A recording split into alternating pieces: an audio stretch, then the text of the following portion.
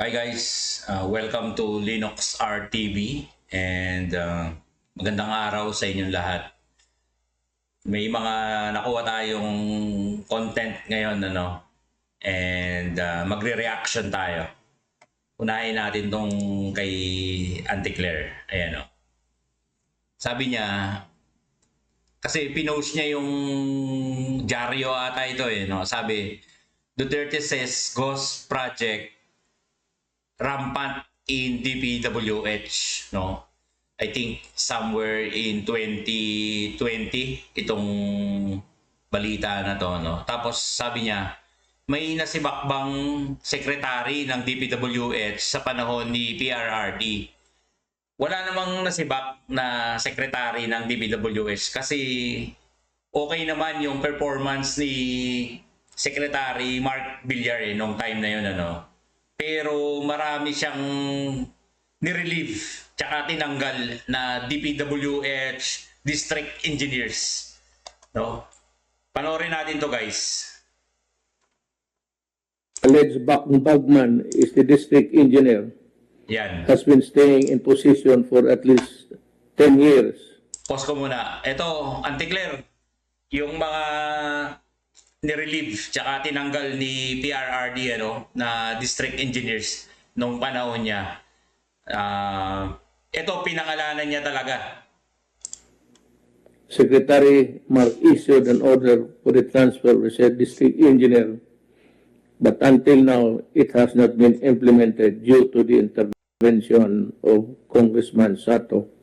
Well, the Secretary of DPWH is listening now, maybe.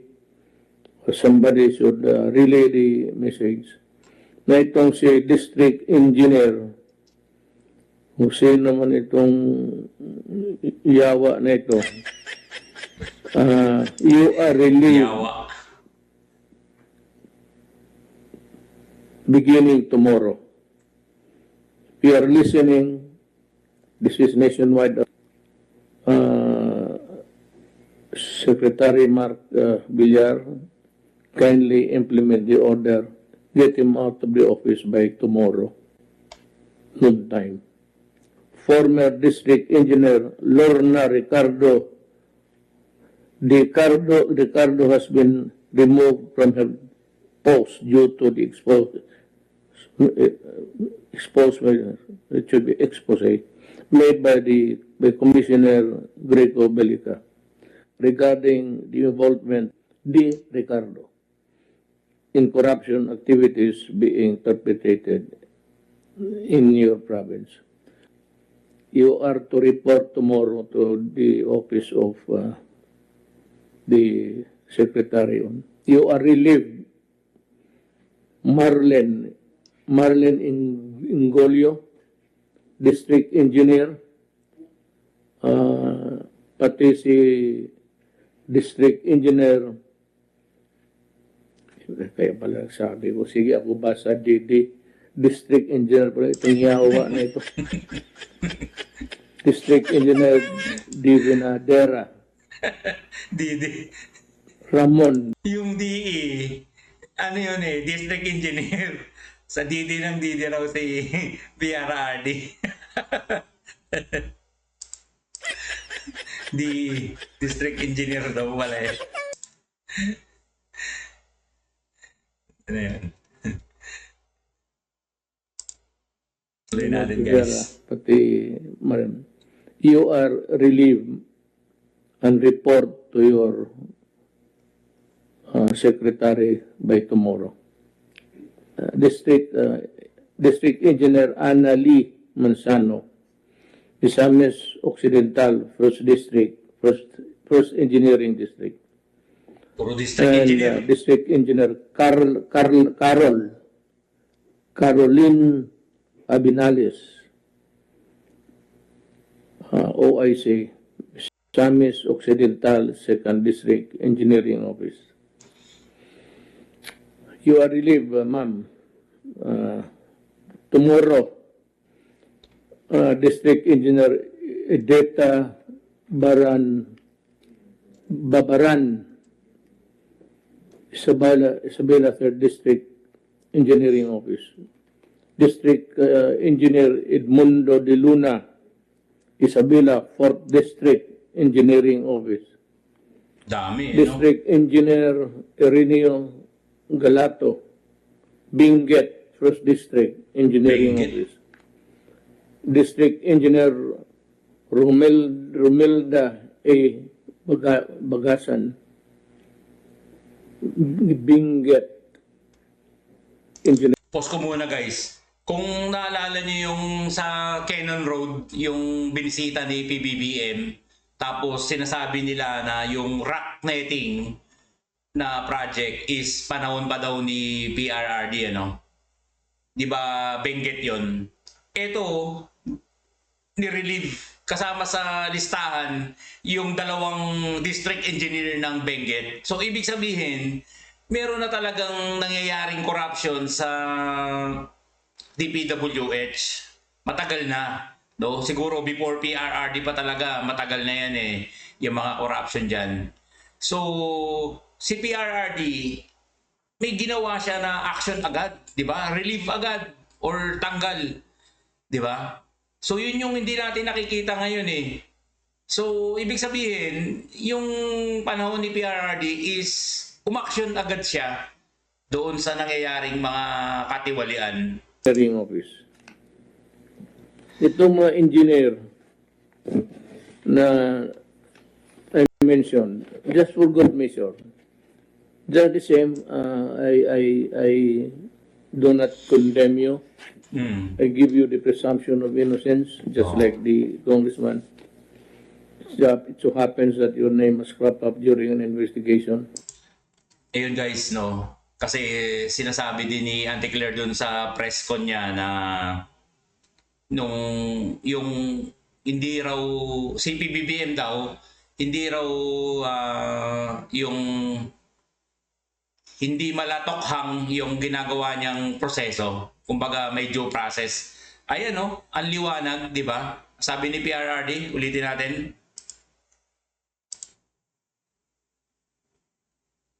Alleged back. They're the same. I do not condemn you. Yan no. I do not condemn you. I give you the presumption of innocence, Yan no. Presumption of innocence. just like the congressman. It so happens that your name was cropped up during an investigation. So pinangalanan niya lang yung mga na-involved, no? Yung mga pangalan na nasama dyan sa investigation nung time na yon. Pero bibigyan niya pa rin ng due process. So hindi malatokhang to, Auntie Claire. Sumusunod pa rin si PRRD sa due process. Pero pinangalanan niya na, di ba? Tingnan natin to guys, tong binitawan naman ni Baste na statement, ano. Yan.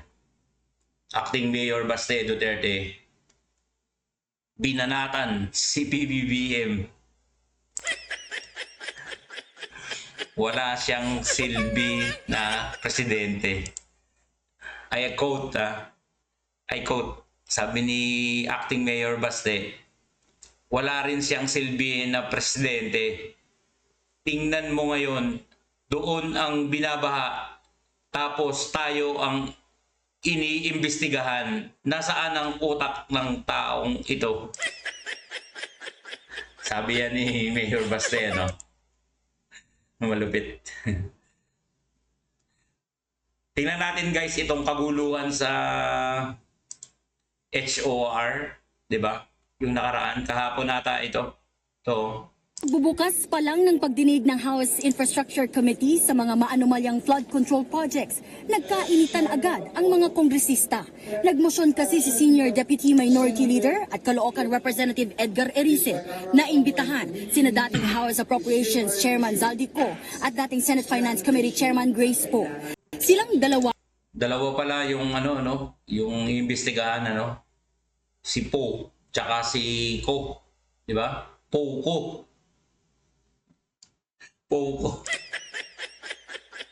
Yung brand ng smartphone, di ba? Poco. Tuloy natin, Ang in guys. charge sa Bicameral Conference Committee para sa 2025 national budget na nabistong nagkaroon umano ng insertions. Katunayan, 900 billion pesos lang ang itinoka para sa Department of Public Works and Highways. Grabe, ano? Ito, guys, yung NEP, yung National Expenditure Program, ito yung proposal 900 billion 2025 sa DPWH. Tapos, nung pinirmahan yung GAA, naging 1.033 trillion. So, mayigit 100 billion ang insertions. Ito, guys, ito yung sinasabi natin na ang presidente, head of state, meron siyang power para iayos itong mga budget na to. Hindi ko mo pumasa na sa BICAM kasi doon na papasok yung insertion sa BICAM. After BICAM, magiging enrolled bill, tapos magiging GAA. Yung GAA na yung General Appropriation Act, yun na yung magiging law or batas. Pipirmahan yun ng presidente. Pero kapag may nakita ka na mga tingin mo is may hocus-pocus, pwede niyang ibito.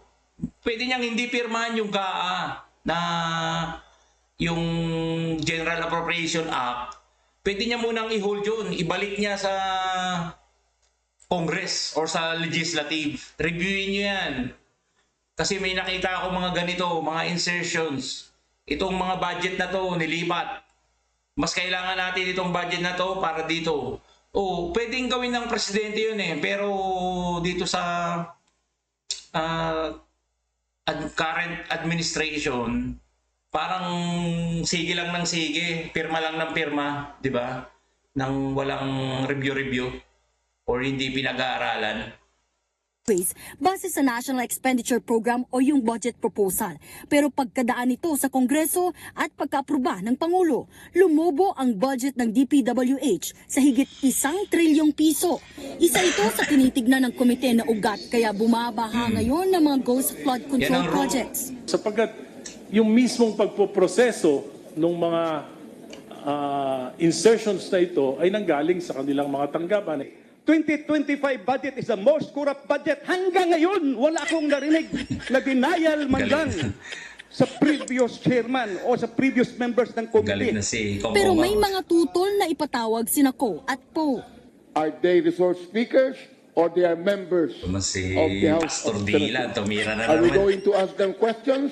Are they going to answer it? Any member of Congress will change. Any committee chairman will change. But if the root of the cause of all of this will not be nipped, paulit-ulit pa rin itong mangyayari. Pause ko muna, guys. Yun nga yung root.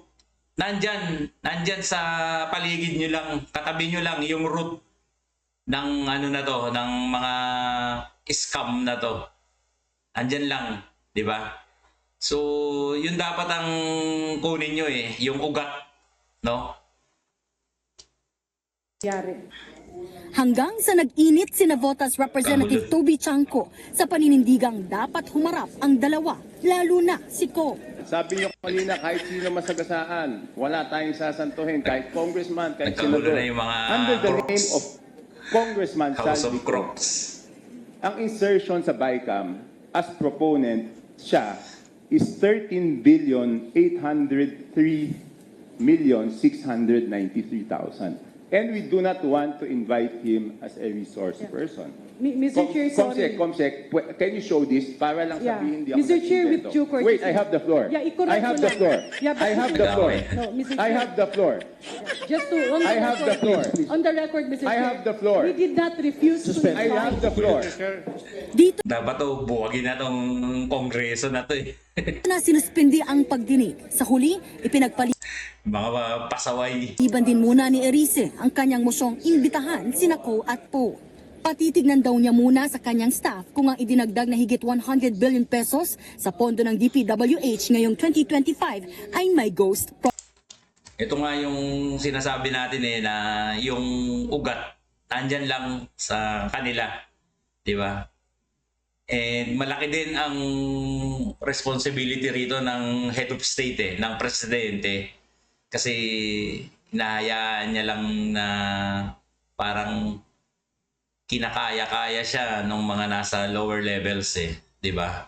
Pero kung may political will, no, matapang ang presidente, siguro hindi obra to eh. Kasi diyan sa, although yung tatlong branches of government, yung executive, legislative, tsaka judiciary, although equal yan, pero mas makapangyarihan pa rin ang head of state, yung executive.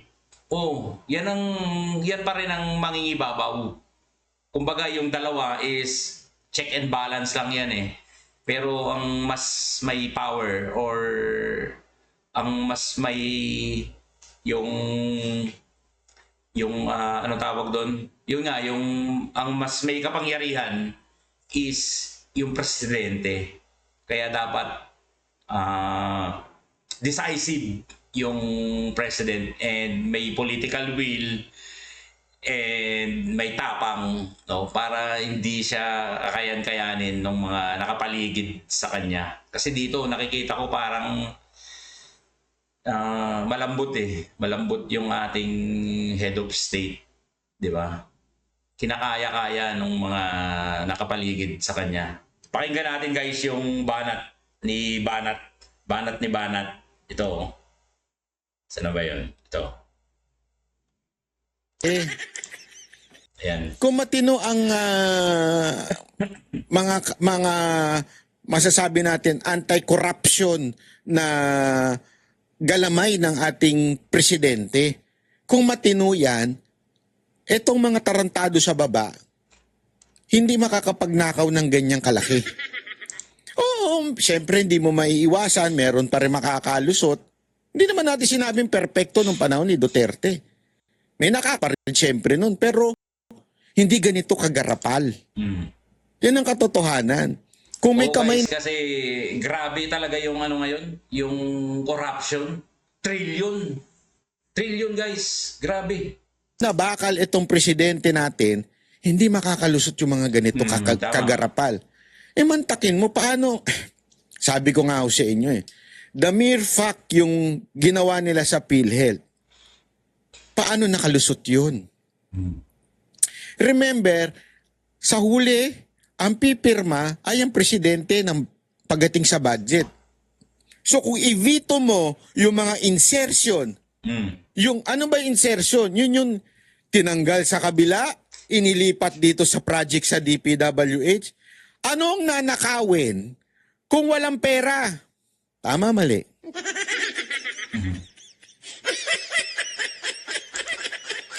So, pinabayaan lang ng presidente yun. Pinabayaan, matanggal yung budget sa PhilHealth, pinabayaan, ilobo yung budget sa DPWH, pinabayaan yung sa ayuda, pinabayaan lahat yan. Yung ayuda, naalala ko, halos 500 billion din yung napunta sa ayuda. Kaya Grabe. nagkakaganito bayan natin. So wag na tayong tumingin sa kaliwa o sa kanan. Nandun sa ibabaw ang problema. Yan ang totoo.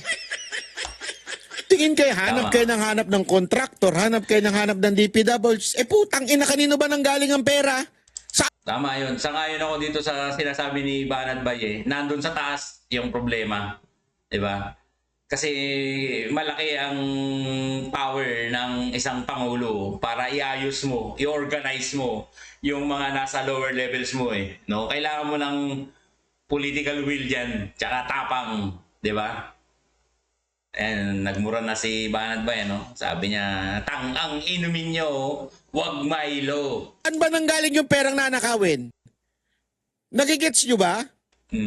I mean, kung walang pera, walang nanakawin. Paano nagkaroon ng pera? Sino naglagay ng pera? Sino nag-alat ng pera doon? Sagutin nyo ako. Kaya isang araw, kayang solusyonan ni Marcos yan kung gusto niya. Tama Kaya si talaga. VP Sara Duterte, isang araw lang yan, kayang-kaya. Kaya talaga yan, iayos ng isang araw lang yan. Yung ano na yan, isang matinding desisyon lang ng presidente yan. Oo, kung talagang matapang ka, halimbawa ako, presidente, sus, baka kalahating araw lang yan eh. Hindi, joke lang. Kaya niya solusyonan yan. Kunin niya kung saan ang pinakapunot dulo, bakit nagkaroon ng pera doon.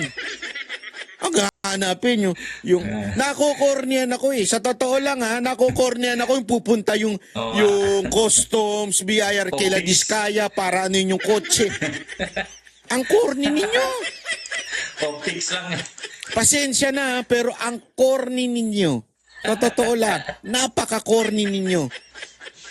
Hindi yan ang problema. Sangayon ako dito sa sinasabi ni Banat Baye na nandun lang sa taas yung problema talaga. Kaya nagkagulo. Kung mapapansin nyo guys, hindi lang yung tatlong branch ng government nakagulo na di ba? Yung nakaraan, yung sa judiciary, yung tungkol dun sa impeachment, di ba? Na naglabas yung Korte Suprema ng parang resolution ba yun or decision or ruling na yung impeachment ay unconstitutional, 'di ba? Nagkagulo, 'di ba? Pati yung legislative nag-aaway sila nung judiciary. Tapos ngayon itong executive naman mag-aaway din to, pati legislative and then judiciary. Nagkagulo eh. Kasi yung head of state hindi natin maintindihan kung anong diskarte niya, di ba? Puro pakita lang ng mga picture-picture, nag-inspeksyon, pumunta sa ganito, pumunta sa ganon. Pero yung decision making and organizing ng mga tao niya, hindi maiayos, di ba? Kaya sangayon ako rito kay Banat Bay di ba? Ano pa ba guys? Itong kay Saldico, pakita natin. Ito. Nakakaladkad ang pangalan sa maanumalyang flood control projects. Para sa update ng Babalita Live mula sa Batasang Pambansa, si Mobile Journal Arles de los Santos. Arles, ito ba ang pag-alis ni Congressman Zaldico formal na naipaalam sa Kongreso? Magandang tanghali, Cheryl, no? Ayon nga sa naging press conference nitong ni House of Representatives spokesperson Attorney Princess Abante ay nagkaroon naman daw ng proseso ang pag-alis ni Ko ng bansa pero nananatili nga na hinihintay nila ang travel clearance at iba pang impormasyon ng paglipad nito papunta ng Estados Unidos para magpagamot. Sa ngayon ay patuloy natin na hinihintay na makuha ang impormasyon kung kailan nga ba umalis ng Pilipinas si Ko at kung kailan ito babalik. Kaya naman asahan natin sa mga susunod na araw o oras ay makukuha natin ang mga sagot siya. Walang kaalam-alam. Post na natin guys. Yan yung balita ngayon na si Saldico ay nagpunta na ng US. So may sakit daw, yun ang balita. Magpapagamot. Alam na, 'di ba? Alam na kung ano yan. Malamang may iwas, no? Kasi ito na, pumutok na yung yung issue, di ba?